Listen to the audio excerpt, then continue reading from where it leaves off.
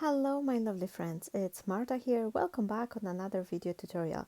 Here I have two orders I've recently got from the CRAFTSTASH, and I ordered these apple blossom lovely sets with the flowers and feathers, and they just arrived literally a couple minutes ago. I had a courier bringing them to my house and I thought I need to play with them immediately. I also order a new color of the Distress Oxide ink, which is self patina, and I've decided to play with it along with two other colors I have, and decided to go with this ombre effect. I'm using also the peacock feather, and the green color is called Cracked Pistachio. And here I am using a little pieces of the sponges to create a lovely ombre effect. And while I'm playing with the colors, let me just tell you, the apple blossom sets you see here, they are on 50% off sale right now. I'll give you a link down below in the description area. Check the offer page, because there is quite a few. There is also other brands, Papercraft Discovery, Simply Made Craft. There's tons of the dies, stamp sets, and all different supplies in a half price. So it's a perfect moment to grab something. If there's anything you were think of, you can check it if it's half price there, because these are just lovely products, and there's no better way you can grab a bargain when it's like half price. And if you are the Craft World Premium member, you can get additional 10% off, so that's even less than a half price you're paying for it. Now once I put all the colors together, I'm giving it a large splatters. Here I'm waiting couple seconds for the water to reactivate the inks, and then I am gently pressing with the paper towel. And as you can see here, I have this beautiful large splatters, which I really like, and this is instantly adding that extra texture to my paper. Now it's time to create some background for my feathers, and for that I've decided to also use some inks, but I don't have as many colors in the Oxide collection, as I'm just building up my colors. So for that I've picked up this smallest ink cubes I have. And the colors I will be using today are pumice stone, weatherwood, ice spruce, and a drop of the Victorian velvet. And this teeny tiny dash of this pinkish lavender color ink, it's really something which helps you to achieve this lovely marble effect. And I just love this combination of the grayish tone with a dash of the pink. Is just absolutely beautiful. Here you can see how this background turned out, and now I am placing all those little dies here on a piece of the paper.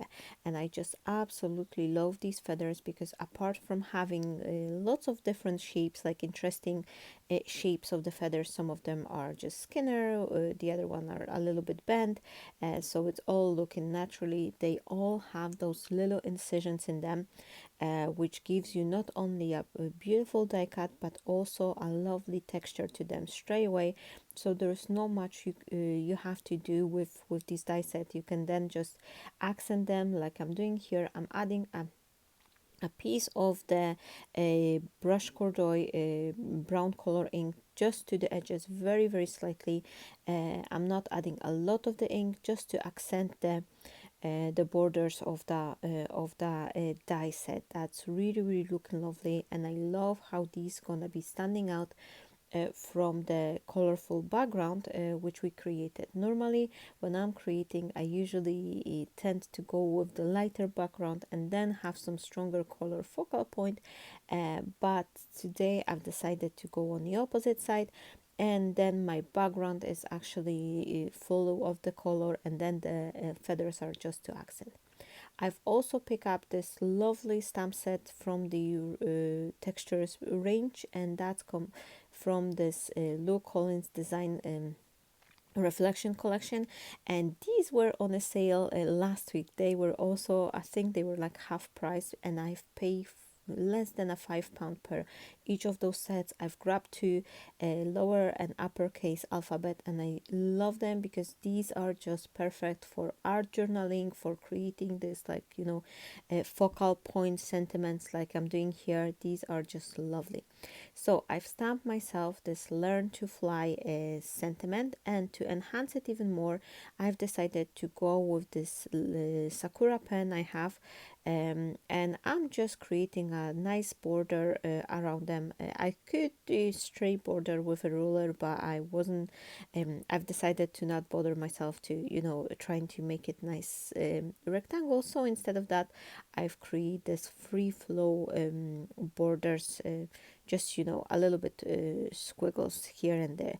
Now I want to do some splatters, but for that I've decided I want to protect my sentiments. I don't want the splatters to cover up the letters, so I've created three little masks from the pieces of the paper, and now I am just adding very little amount of the black to create a couple of the black splatters, and then I will follow it with slightly bigger splashes with the white color ink. And this is the calligraphy ink I'm using, because to me, and I've been saying it plenty times, these are by far the best inks for creating splatters. They really stand out, they really do not fade as much as they dry, and I just love them. I am gently removing those sentiments using the tweezers, and now once the whole page is dry, I will add it to my card base. This is gonna be a fairly simple card I'm doing today. I'm actually in the process of working on some commission, and I've decided to take a break from crafting by doing another crafting.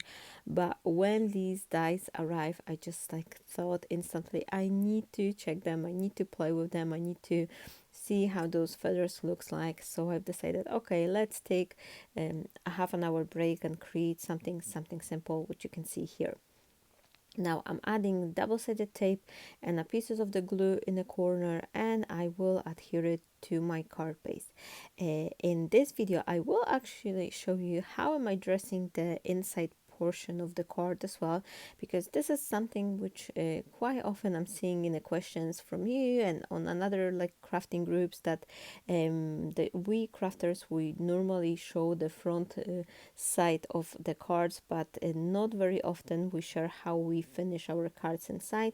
So if you bear with me, if you stay on the video till the end, then I will show you what am I creating for the inside portion of the card. And if you're watching up till this point, please say hi, please let me know if you like the feathers on the card, if this is something you like to add, or maybe you prefer some flowery card, or what type of the embellishments you like to add to your own creation. Here I have two leftover feathers, and at first I wanted to glue them in the corner, but I thought this will be looking very sad, so I came across this frame, and this is one of the Gemini scallop square frames, and this is something I was also working as a part of the commission work for the magazine. So shortly enough you will see my cards create with these in one of the Papercraft Essential magazines.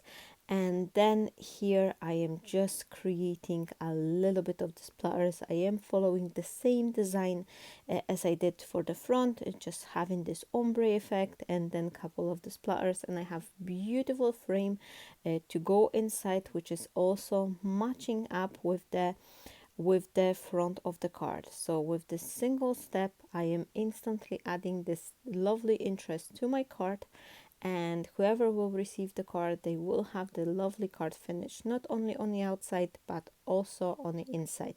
And this is something which I'm quite often using in my creation, that I grab one or two of the elements, usually flowers or leaves, which I am adhering to my card, and then I am trying to add them to the inside portion of the card, either on the frame or on additional piece of the card, which I then use the similar ink color to go over the edges, and the card is finished. Here is the inside and outside of the card, and I hope you enjoy it, and you will hop on to see my another video. Stay blessed, my friends, and I'm wishing you all a fabulous day. Bye bye.